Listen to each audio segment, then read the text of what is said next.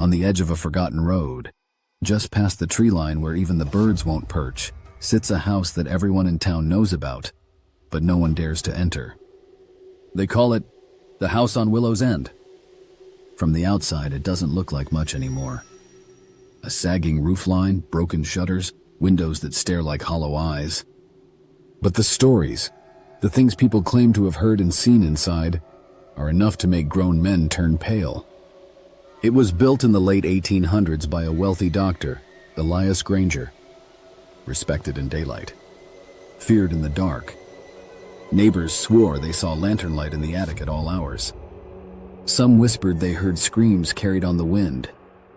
His wife disappeared one winter, then his children. And finally, Granger himself was found slumped over his desk, eyes wide, face frozen in terror.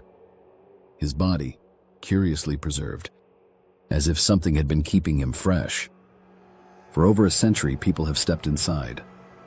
Few stayed long, and fewer still spoke of what they saw.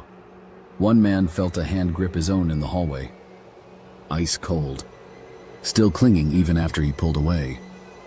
Another swore a woman stood at the top of the stairs, her face hidden beneath long wet hair, whispering words he couldn't understand. But the sounds are what terrify most. They say the house breathes. Floors shift like ribs expanding. Walls creak like settling bones.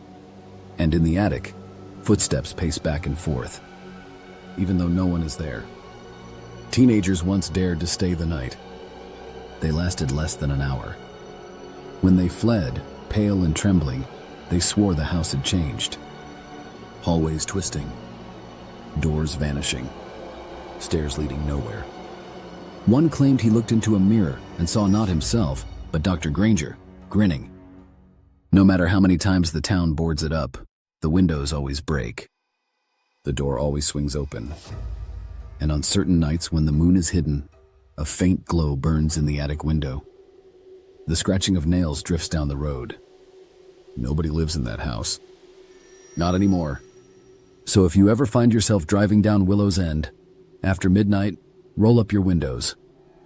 Don't slow down. And for God's sake, don't look at the upstairs window. Because sometimes, just sometimes, something looks back.